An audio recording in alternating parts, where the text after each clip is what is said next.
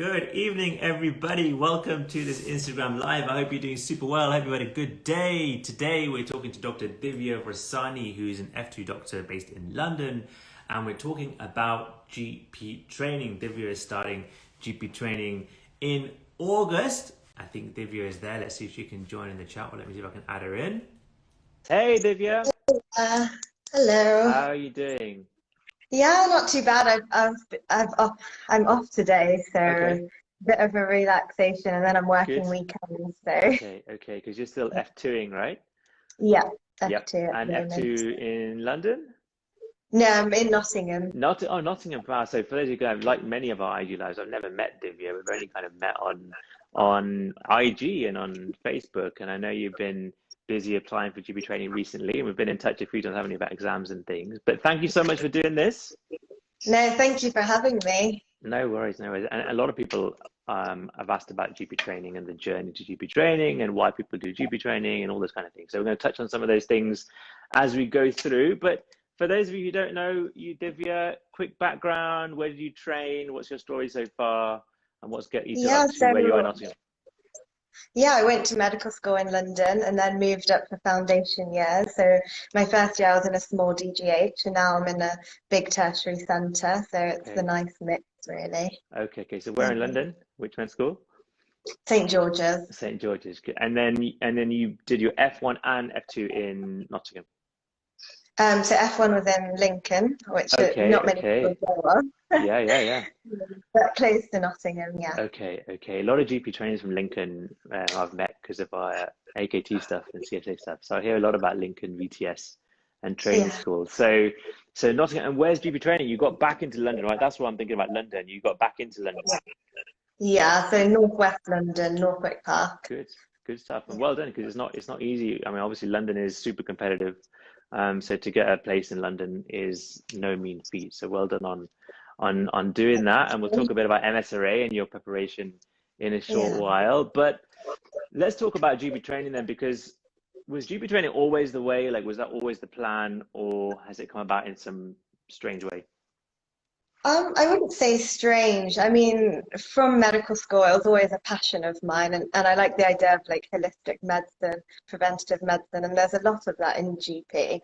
But I also did quite like acute medicine, Okay. and that was sort of another career path I was considering. But I guess what swayed me was during my FT rotation, I had GP as my first rotation, and I realized the shared breadth that you're dealing with in Yeah. GP, and actually more so than you do in acute medicine. And also, I like the fact that you follow your patients up much more, and it's always the same sort of friendly faces in GP that you don't get so much in acute medicine. Yeah. Yeah. So am I right in saying that you probably didn't know much about GP from med school? It was mainly that foundation rotation that gave you that insight. Yeah, and also I've got an older sister who's a GP, so yeah, Okay, that helps a fine. little bit. Yeah. Yeah, fair enough. But I think that's a really common story. People just don't know much about general practice in med school. Um, and then it's kind of everyone wants to be an orthopedic surgeon or a cardiologist or A&E doctor or whatever it might be. And then they do a rotation and then they think, actually, this is pretty good. And it's got some things that I like you said, continuity of care and seeing people again and again and all those kind of pros that come with GP training. So you mentioned you got a GP in the family, which obviously helps with the influence. Yeah, I think it did help. And also I think you realize the reality of GP, and actually it's not the sort of nice 9 to 5 that people think it is. And Yeah. actually it's more stressful than one can think. So I wouldn't say it's like an easy option as some people would say it is. Yeah, I Yeah. mean that's the perception that you will always get with GP, isn't it? It's the easy option. It's almost someone's second choice and third choice even. And well, if I don't get into X, Y, Z, I'll end up being a GP. And you're right. It's totally, it's a specialty in itself, and it's the one that actually, yeah, you're on your own probably the most.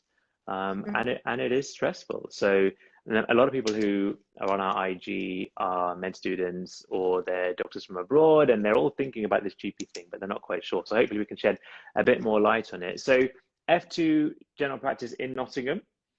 Yes, yeah. Yes, in a city or out of? No, so it was slightly outside, and actually it's quite a deprived area. So we Okay. actually did an audit and found that sort of 80% of our clients or patients English wasn't their first language. Yeah, So yeah, it yeah. was quite a challenge in itself, Yeah. especially during COVID. Most of the consults were telephone based, so it was pretty tricky.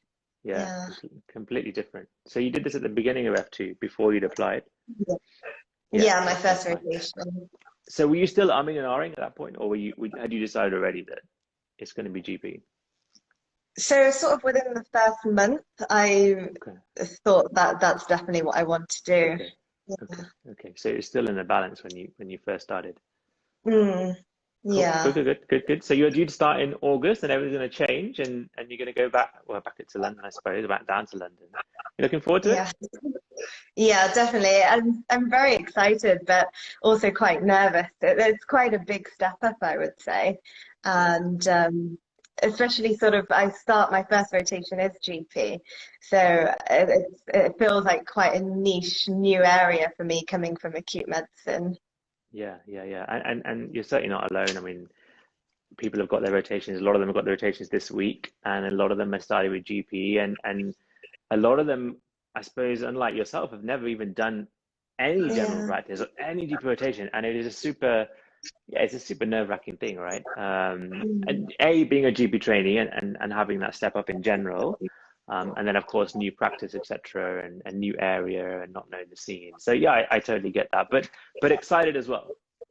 Yeah, yeah, Yeah, definitely. and this is the start Yeah, of what you're going to do for the rest of your career, right? So yeah. it's a big step. But have you started prepping? Have you started doing anything for August? Are you? I would say mainly just sort of resting, after Yeah, studying fairly intensely, I'd say for the yeah, MSRA, yeah, and then sort of being on a busy acute medical rota. There's not really much time off from that. So most of the time, I'm sort of relaxing, thinking about moving in back to London and yeah, figuring out yeah, the logistics of that, really. yeah, Yeah. yeah, yeah. Logistics of moving and at least I suppose you're not going to be starting on call or on nights or anything when you're doing a GP rotation, which is always good. That's true. Yeah, which is good. And have you had any contact so far? Do you know which practice you're going to be at? Do you know who your educational supervisor is? No, so we haven't found out any of the particular details yet, but we've been given all of the sort of rotations that we'll go on. And actually, the first one is GP, but with ITP, OBS and gynae and gum. So that's Okay. quite a lot of variety just in those 6 months. Yeah, Yeah. yeah, yeah. And and there's a lot of those posts coming up actually, where you've got a bit of variety in within your post itself, which is pretty good. And I think you get a broader range, don't you, of different specialties. So did you get any choice in your application? Because some areas give you a choice as to what type of jobs you want to do.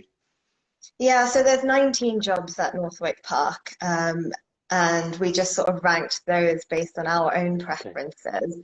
okay, And thankfully, I managed to get something that I wanted, good, good. which I think is quite important. Yeah, yeah, yeah. What is your setup? Is it 6 months, 6 months, or is it 4 for year one? Yeah, so it's 6 months, 6 months, and I Okay. believe most of them have two hospital placements. I think only one hospital placement. Yeah, Yeah. yeah, yeah. Okay. So it's still very early days, of course, and some people in various parts of the country still don't know what rotations they're going to do, and they're still waiting for that kind of stuff. But what are your plans between now and August? You said you're going to rest up, which is important because you're doing acute med and you need all the rest you can get, and I get that. But is there anything that you're planning to do before August? Is there anything that you're thinking about doing, or any doubts or worries that you had? Yeah, I think I just wanted to research more into the area because, yes, you've got your GP trainee pathway, and there's a lot to do for that. But also, I feel there's more to explore. So there's a lot of diplomas and things you can do, and I don't really want to rush into that straight away. So I think this is a good time to really explore what your interests are, where you want to go. And I've been having a brief look at things, and there's a sort of not a diploma, it's like a certificate in like lifestyle medicine. That seems something that would suit me, something that I'm interested in. Yeah, And yeah. and then there is the sort of family planning diploma as well. So I think those two I need to do a bit more looking into and decide if that's something I want to do. Yeah, Yeah. I get asked that a lot by a lot of trainees actually. Should we do extra diplomas and when's the best time to do it and all that kind of stuff.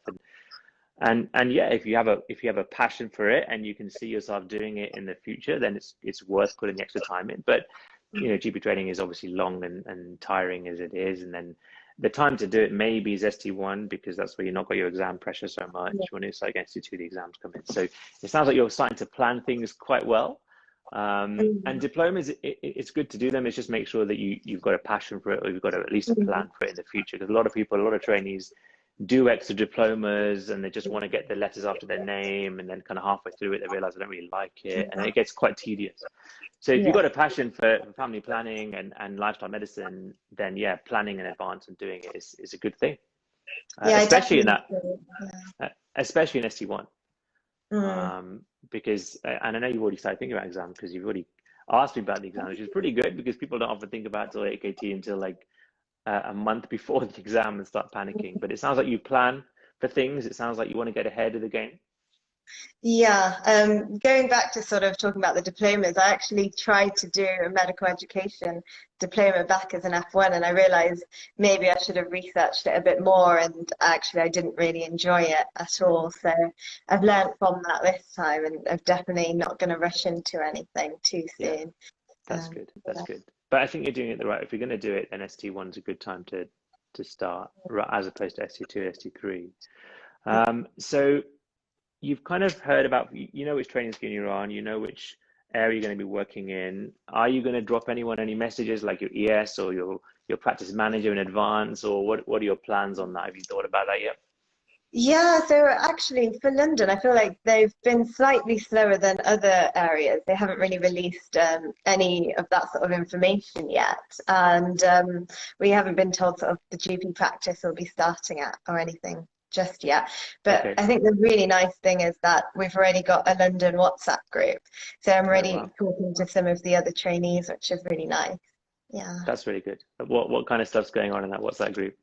What kind of Just sort questions of and stuff's talking been batting about around? when we can, just sort of when we can Okay. finally meet up, really. Yeah. Yeah, but that's really good because you know having that network is super important, especially when you're starting all together and you know none of you have been GP trainers before, so it's really good to have that network to bounce off because when you start a new job and particularly in a GP training practice, it's different to getting into a hospital ward, isn't it, where everyone's around and you can go for coffee with people of your own level. It's hard when you're jumping into a completely new environment as a Mm. GP trainee in a GP practice that's completely new in a new area as well.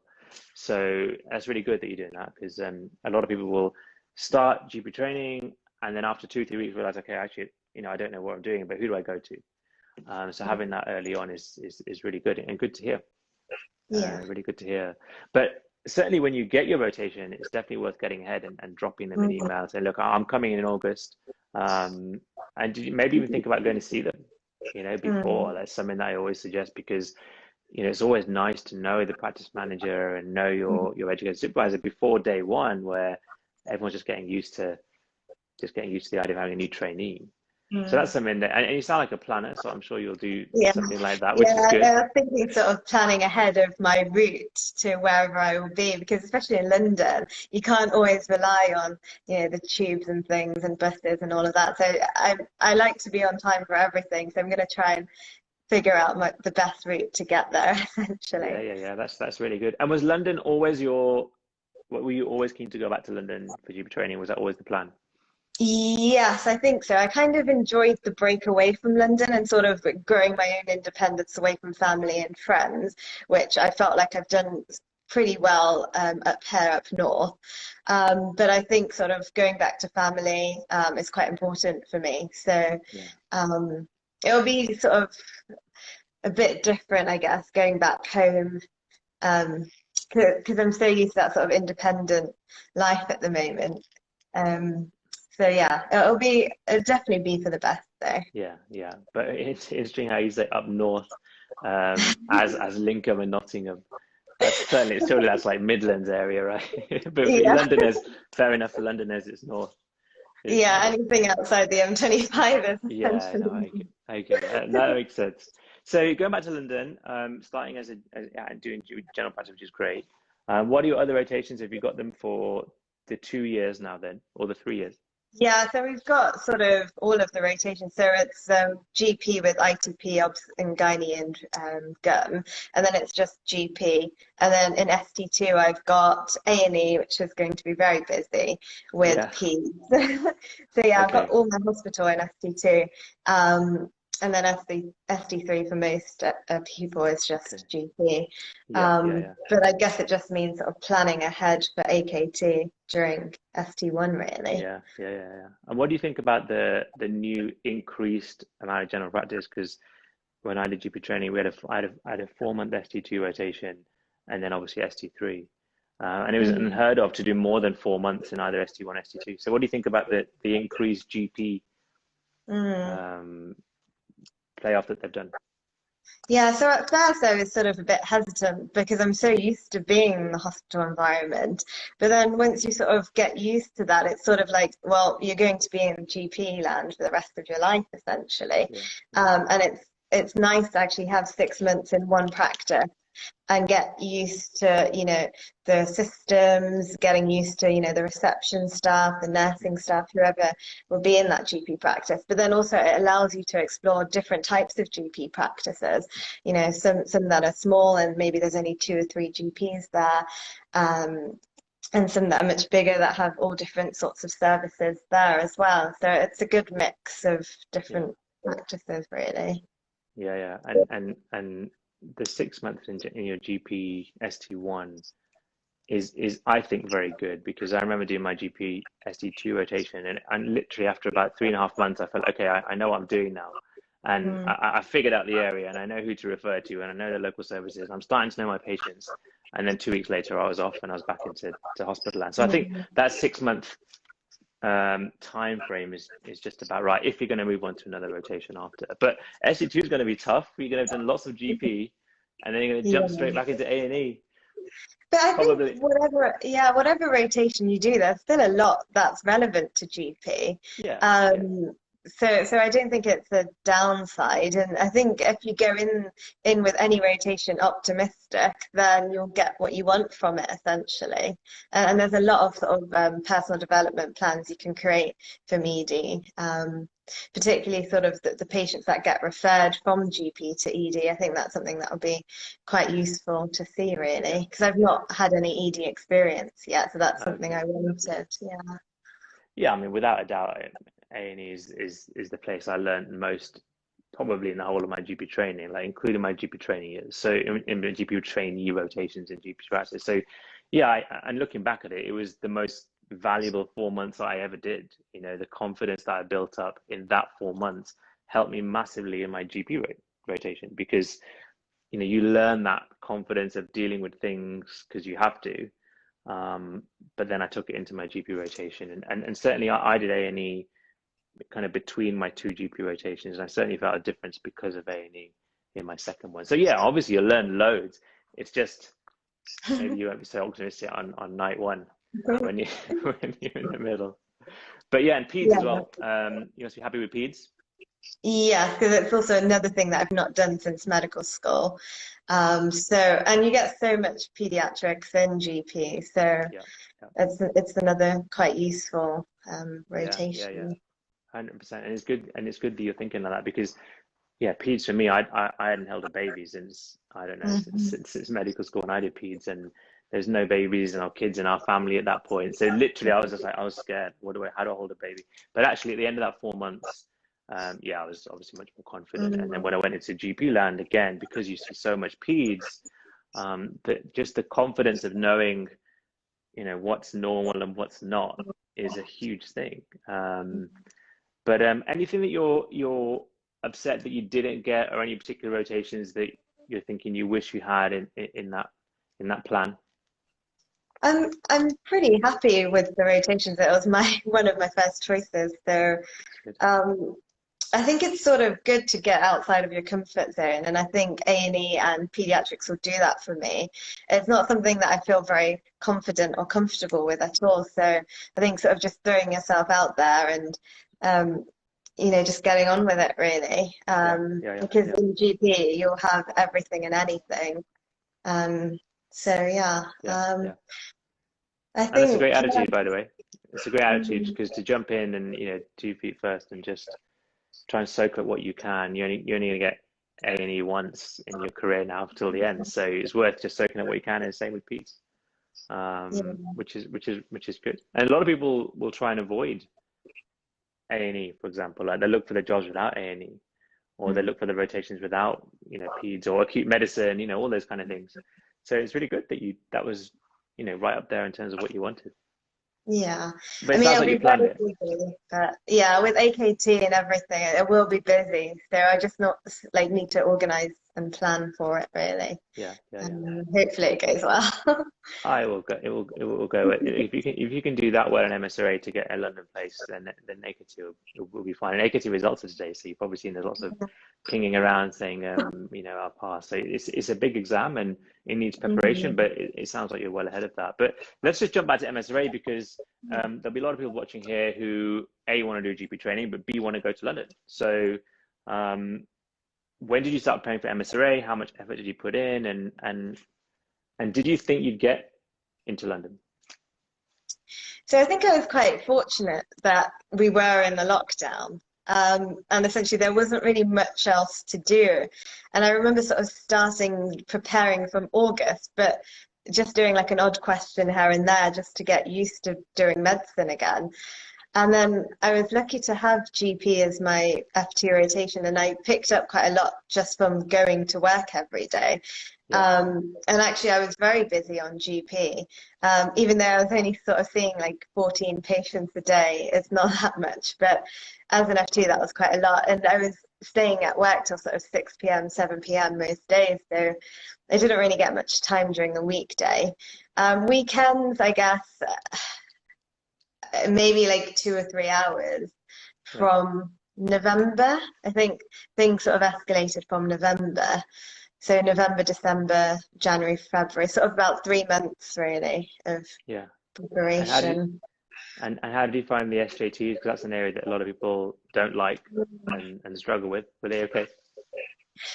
I think personally, so I did the SJT for foundation program. And what I realized personally for me is timing is a key issue. And what I decided to do for the MSRA is that most of the questions I was doing, I was making sure I did them timed conditions so that I would have plenty of time in the actual exam. And I think that's so important because if you're sort of rushing the last 5 questions in SJT, that's a lot of marks you've just lost really.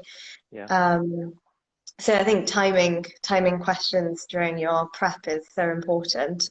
I mean, SJT is one of those where you just need to read the question so clearly because even one word could make a difference, really.